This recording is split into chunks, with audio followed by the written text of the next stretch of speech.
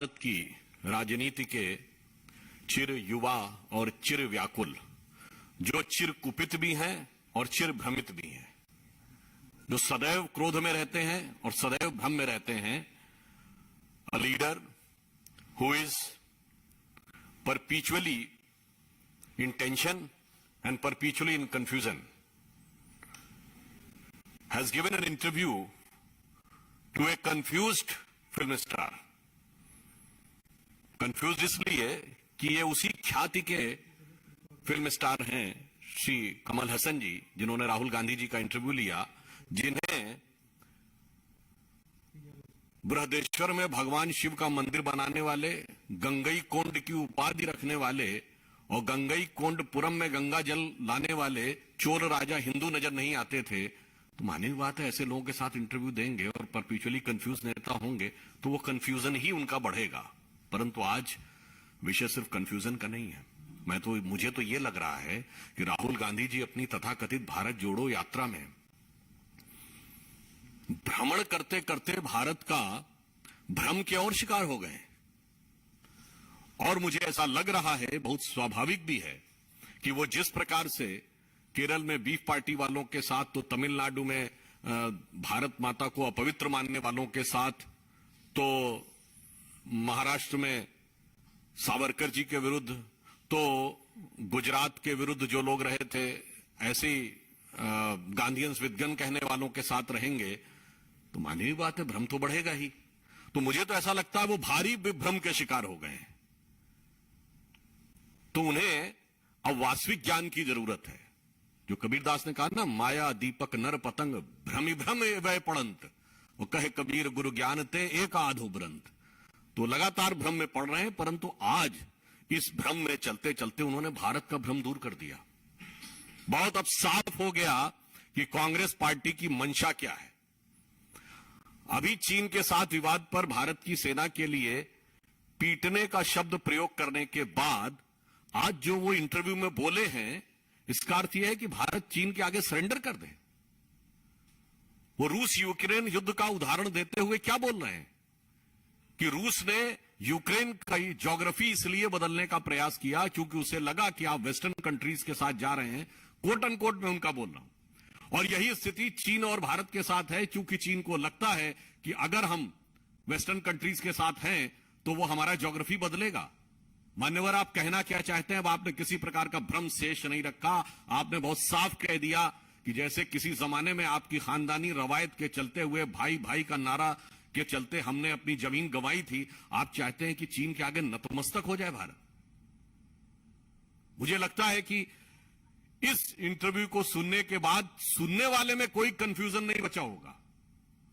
जिसने ये शब्द सुना होगा उसमें कोई किंतु परंतु कहीं नहीं रहा होगा। तो हम आपसे अब यह सवाल पूछना चाहते हैं कि भारत की सेना का मनोबल गिराने के बाद 135 करोड़ भारतवासियों का मनोबल गिराने का प्रयास करना, यह आप क्यों कर रहे हैं?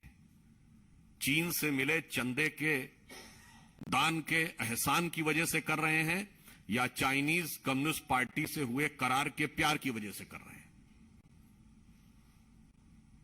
और हम यह भी कहना चाहेंगे कि भारत क्या है और विदेश नीति क्या है। प्रधानमंत्री श्री नरेंद्र मोदी जी के समय में आज रूस यूक्रेन युद्ध में एकमात्र राष्ट्राध्यक्ष जो दोनों से समान रूप से बात कर सकते हैं, एकमात्र राष्ट्राध्यक्ष जिन्होंने पुतिन के सामने इंटरव्यू में यूक्रेन और रूस दोनों को धन्यवाद दिया।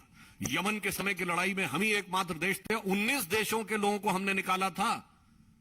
दोनों पक्ष हमारे लिए युद्ध विराम करने को तैयार थे। और आज जहां तक विदेश नीति की बात, तो मैं सिर्फ पूछना चाहूंगा, राहुल गांधी जी के अनुसंधानकर्ता लोग बता दें, आज 4-5 देशों का नाम बता दें जो चीन के साथ खड़े हों। पूरी दुनिया हमारे साथ खड़ी है, इसके बावजूद उन्हें कंफ्यूजन नजर आता है। तो उसका कारण यह है कि भारत घूमने से नहीं, भारत को अनुभव करने से भारतीयता समझ में आती है। मैं कोट करना चाहता हूं, एक बहुत बड़े चाइनीज थिंकर हुए हु शी, जो कि पीकिंग यूनिवर्सिटी के वाइस चांसलर भी रहे, यूएन में चाइना के परमानेंट रिप्रेजेंटेटिव रहे और बहुत बड़े थिंकर थे। उनका एक बड़ा फेमस कोट है, India has culturally dominated and controlled China for more than 2000 years without sending a single soldier across the border. Bharat को समझिए, भारतीयता को समझिए, ये प्राचीन राष्ट्र है। We are the only surviving civilisation of the ancient world. हम एकमात्र प्रागैतिहासिक राष्ट्र हैं, सनातन राष्ट्र हैं, चिरंतन राष्ट्र हैं। आपको लगता है कि वो कंफ्यूजन है? मुझे लगता है 4 पीढ़ी के बाद भी डिस्कवरी ऑफ इंडिया चल ही रही है, अभी भारत की खोज चल ही रही है। इसलिए हम बहुत दुखी हृदय के साथ और आक्रोशित होकर यह कहना चाहते हैं कि जिस प्रकार का प्रचार भारत भारतीयता के मनोबल को गिराने का प्रयास राहुल गांधी जी के इंटरव्यू के माध्यम से कांग्रेस पार्टी ने किया है, वो सर्वथा निंदनीय है और वह अक्षम्य है।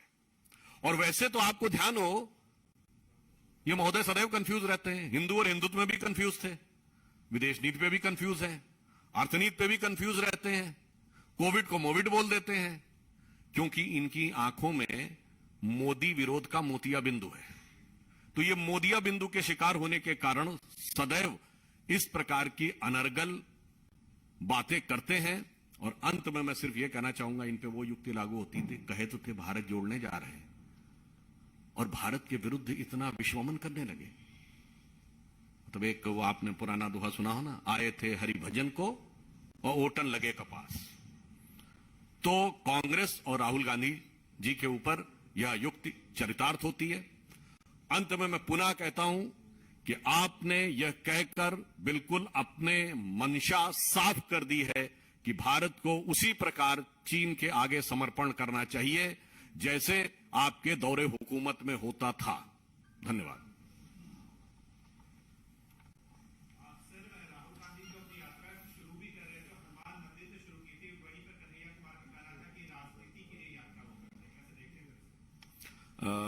वैसे तो जिनका उन्होंने नाम लिया वो तो उस विचारधारा से आते थे जो कहते थे कि धर्म एक अफीम है। तो उनसे पूछिए उनका मानस बदल गया है क्या? ऐसे लोगों को साथ में लिया है, अभी तक उनका कोई वक्तव्य तो हमने सुना नहीं है कि उनका विचार बदल गया है। हाँ, यह वक्तव्य जरूर सुना है कांग्रेस से एक वरिष्ठ नेता का कि वो राहुल गांधी के बाद सबसे लोकप्रिय हुआ है।